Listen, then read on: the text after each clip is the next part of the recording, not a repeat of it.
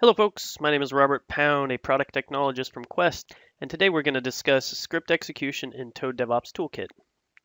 Toad DevOps Toolkit is a Windows application that allows you to reliably execute Oracle database functions within continuous integration platforms such as Jenkins, Bamboo, and others.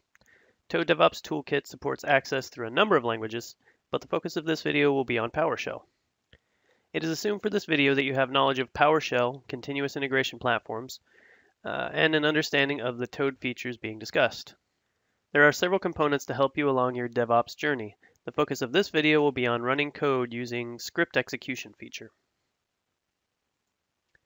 To get started, you may want to review the example folder under the Toad DevOps Toolkit installation examples, PowerShell, and PowerShell scripts.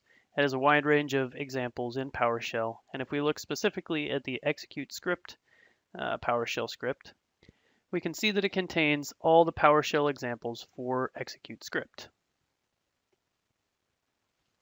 Let me go ahead and switch over to my demo, and we can walk through the basics of executing scripts in Toad DevOps Toolkit.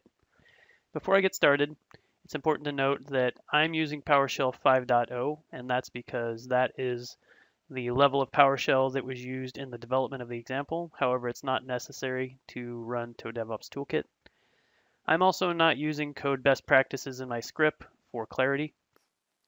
Let me go ahead and start. So we have our connection information at the top, both the database and the connection string. And the first thing we do is create a new COM object, toad.toadAutoObjects. This starts the process and creates the object for Toad DevOps Toolkit. Once we have the object created, we establish a new connection with the connection information above. And from here, we set some parameters. So the first thing we do is add a new script to this object. And we have to identify the source for that script. So if we want to include the output into the object, we have to set this to true. And I'm going to output the results. So I'm going to go ahead and set this to true. And I'm limiting it to 10 rows. And that's, again, for demo purposes. And we have different options for input. I'm going to simply pass in a string, but obviously if you wanted to add in a file at this point, you could. So once we have the parameters set, the next thing to do is actually execute the script. And finally, we output it to the screen, just so we can see the results from that script.